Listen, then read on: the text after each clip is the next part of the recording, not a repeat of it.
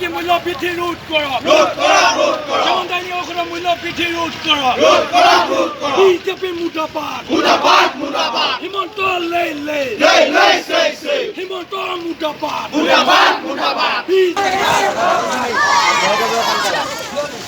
অত্যাৱশ্যকীয় সামগ্ৰীৰ মূল্যবৃদ্ধি ৰোধ কৰাত চৰকাৰৰ চূড়ান্ত ব্যৰ্থতাৰ প্ৰতিবাদত আৰু এই মূল্যবৃদ্ধি হ্ৰাস কৰাৰ দাবীত আজি ৰাজ্যজুৰি আমি সদৌ অসম ছাত্ৰ সন্থাই বিক্ষোভ সমদল কাৰ্যসূচী ৰূপায়ণ কৰিছোঁ।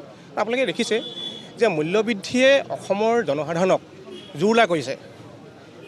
ধাৰাবাহিকভাৱে প্ৰত্যেকবিধ বস্তুৰ মূল্যবৃদ্ধি হ'বৰ কাৰণে আৰম্ভ কৰিছে। বিশেষকৈ 5খন ৰাজ্যৰ নিৰ্বাচন হৈ যোৱাৰ পিছত এই দাম বৃদ্ধি অবাধে বৃদ্ধি পাইছে। এতিয়া 4বাৰকৈ পেট্ৰল ডিজেলৰ মূল্য বৃদ্ধি হৈছে। চাউল, দাইল, আলু, পিঁয়াজ, মিঠাতেলৰ অত্যাধিক মূল্য বৃদ্ধি হৈছে। আজি গাখীৰৰ মূল্য বৃদ্ধি হৈছে। আজি এটা বাণিজ্যিক চিলিণ্ডাৰৰ মূল্য 3000তকৈ অধিক হৈছে, যাৰ ফলস্বৰূপে আজি সৰু সৰু চাহৰ দোকান, ৰেষ্টুৰেণ্ট, হোটেলবিলাক প্ৰায় বন্ধ হোৱাৰ উপক্ৰম হৈছে।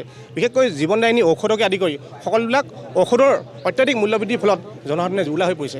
গতিকে নিৰ্বাচনৰ পিছত আচলতে এনেধৰণে মূল্যবৃদ্ধিয়ে জনসাধাৰণক ৰামদান ঘূৰাব, এই কথা কোনো কাৰণত মানি লোৱা নহ'ব। গতিকে সেইকাৰণে আজি প্ৰতিবাদ, আৰু সেইকাৰণে আজি সদৌ অসম ছাত্ৰ সন্থাই আমি ৰাজ্যজুৰি আমি এই প্ৰতিবাদ কাৰ্যসূচী ৰূপায়ণ কৰিছোঁ। আমাৰ পুনৰবাৰ আমি এই প্ৰতিবাদ কাৰ্যসূচী চৰকাৰক আমি সকীয়াই দিছোঁ যে অতি সোনকালে এই মূল্যবৃদ্ধি হ্ৰাস কৰি সৰ্বসাধাৰণ ৰাইজক সকাহ প্ৰদান কৰক। অন্যথা কিন্তু আমি সদৌ অসম ছাত্ৰ সন্থাই ইয়াতকৈও অধিক গণতান্ত্ৰিক আন্দোলন ঘোষণা কৰিবৰ কাৰণে আমি বাধ্য হ'ম।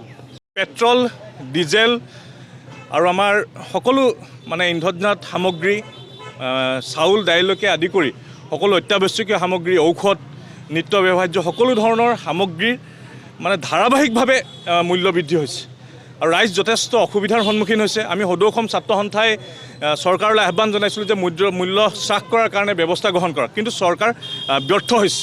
গতিকে আমি সদৌ অসম ছাত্ৰ সন্থাৰ আহ্বানত আজি সদৌ চৰাইদেউ জিলা ছাত্ৰ সন্থাই মূল্য বৃদ্ধি ৰোধ কৰিব নোৱাৰাৰ প্ৰতিবাদত আৰু মূল্য বৃদ্ধি অতি শীঘ্ৰে হ্ৰাস কৰাৰ দাবীত আজি এই প্ৰতিবাদী কাৰ্যসূচী আমি ৰূপায়ণ কৰিছোঁ, বিক্ষোভ সমদল কাৰ্যসূচী বাহিৰ কৰিছোঁ। আৰু এই কাৰ্যসূচীৰ জৰিয়তে আমি চৰকাৰলৈ আহ্বান জনাইছোঁ যে অতি শীঘ্ৰে মূল্যবৃদ্ধি হ্ৰাস কৰাৰ কাৰণে ব্যৱস্থা গ্ৰহণ কৰক, অন্যথা ৰাইজৰ বিকল্প নাথাকিব ৰাজপথত আন্দোলন কৰাৰ বাহিৰে।